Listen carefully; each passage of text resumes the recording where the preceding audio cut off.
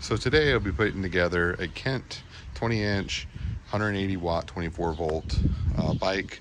It says 100 pounds max on it, 17 miles per hour top speed. Just designed for, kids that are just 8, maybe to 12 years old roughly. I assembled one bike here. I got it together. Originally like $400, picked it up for $150 off Walmart.com. So let's check out the quality and I'll put it together, show you guys how to do that and what I find. All right, so some of the tools you're going to need: Phillips head screwdriver, 15 millimeter long socket's better. You can get away with the 15 millimeter wrench though for putting the wheels on and the pedals. A pair of dikes, and you can use a ratchet. I use an electric ratchet here, but this is a 5 millimeter. That's going to be for torquing down the handlebars. So, well, not a lot of parts needed to put this together, not tools needed to put this together. But let's get started. We'll start by cutting the beast out. Just like the other Chinese bikes, they should probably do less of a job on these of doing a good job of securing everything and patting it. This other bike, the rear wheel is a little bent, nothing horrible, but the quality is, well, you get what you pay for. So $150, it's actually pretty good for 150 bucks. If it was any more than that, I would say probably not good quality. You do get a 24 volt battery. It's like 4.8 amps or something like that. When you get this, you just want to turn it on. It's going to come not very charged. And then there's a little port here where you can plug it in. We're going to go ahead and go plug it in, and I'll show you how that works. So very important, the battery has to be turned on before you plug it in, otherwise you can short circuit it. This one's been plugged in for a little bit. It says it's 6 hours. This one's been on for about an hour and a half. Still have the red light. Green light will mean that it's fully charged. So this one's been on for a little while, and it does indicate it has 3 bars. So I'm guessing this one's going to be fully charged fairly soon. We're going to go ahead and plug this one in again. Just pull this port open, plug this in like so, and then plug in our plug, and wait for the light to turn on. And we have a green light, and now it's red.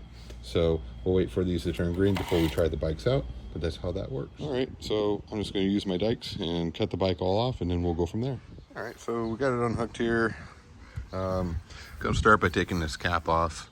Just be careful, just understand that when it goes in, it doesn't, you do screw it in, it's going to leave a little gap top and bottom. If you over torque one side or the other, it's going to pivot. It's still going to hold, but then it's going to yank the threads out. So we're going to loosen this up, put it on, and then I'll show you why you have to be careful putting this together. So as I was saying, I went ahead and put the screws temporarily in, but the spacing, as you can see, needs to be equal top and bottom. And then you just need to make sure your lines here are straight, that this handlebar's centered, and just a touch forward is where I found it to be the nicest. You can see with that one, it's a little bit forward. I mean, you can adjust it, but it works best like that. So I'm gonna go ahead and tighten these down again equally so that the spacing from top to bottom is equal, so they don't strip out spaced. So you can see pretty equally spaced there. I got it tightened down. These bolts aren't high quality, so don't go crazy. You need to be all the way in with the piece, all the way in with the Allen head. Otherwise you can strip these out pretty easily. So the next thing we're going to do is just go ahead and put this little hoop on here, and then we're going to slide the seat down, okay? So just put it on there, screw it in. We're going to screw this little bolt here and nut on that side, and then clamp it on the other, and that'll lock her down. So the next thing we'll do is go ahead and put the wheel on. The brake's already been taken loose, which is nice. So at 15 millimeters, put it on, lock it in place. This bike is actually in really good shape. Looks like it was well taken care of from the factory, not damaged in the box. That bike, unfortunately, had a bent derailleur. The rear wheel's bent a little bit. It looked like it had been taken out of the box and put back in. So I'm probably gonna have to return that one just because it has too many issues. So we're gonna use this as our demo. So I'm gonna go ahead and take this loose and get this wheel on. Like I said, a wrench or the socket will work well for this. Just wanna get nice and firm. Just make sure that your little retainers are in the hole. That's just to make sure your front wheel doesn't fly off. We're going to crank this down nice and firm, nothing crazy, and flip her over after we put these pedals on. So this one goes on, your left one goes on counterclockwise, and just spin her on, and again put her tight and crank her on, and then the other one, your right side, will be the opposite. So the right one goes on clockwise, And again, you just torque them down until it's nice and firm, and maybe another little quarter turn. All right, now we're going to attach the brake. Very easy. Just pull this little doodad back here, and then this little collar will go over that. Just like that, we're good. And we're just going to take a look and see how tight this is. That's pretty tight, and that's pretty tight. So we're going to loosen this up here and loosen these front brakes up. The other bike was the same way. They were too tight from the factory. A couple tries, we got it right. So you just loosen this bolt up and adjust it till you get a good spacing. And then these little screws right here are used to center up your brakes so that you're not dragging. So right now we need to pivot them a little bit to the opposite side. All right, so you're gonna loosen it, and then you put it where you want it, and then you tighten it, and then you go to the other side, loosen it, tighten it, kind of put it where you want it. So now that I've done that, this is now centered, so we're good to go. Move on to the back. Same thing with this one. We loosen this up and stuck this back in here so it's not stabbing you. The little cap they put on here kind of just pops off, unfortunately.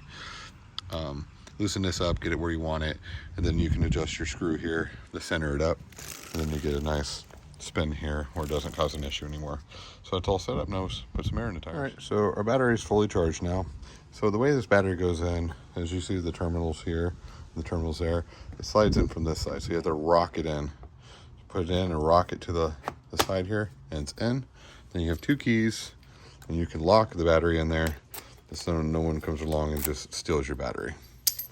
All right, so we'll take her for a ride, even though I'm way over the weight limit, about 235, 40 pounds myself. It says it does 100 pounds. Let's see what she can do. Okay, something I noticed, the other one, the steering neck bolts were actually tight. This one, they are not. So I'm gonna go ahead and tighten these down. So this pinches the steering neck and the handlebars together. So make sure those are tight before you take off. Don't advise this. I'm way overweight for this bike, but we're gonna try it anyway. Power's on here, has to be on. And then you hit this button, you'll get your full power meter here. And then by pushing this button, you get low, medium, and high. And these are always overpowered by the brakes. Once you hit the brake, the motor's not gonna work. So we're gonna start it low and see what happens here. So just give it a couple of little turns. It is working.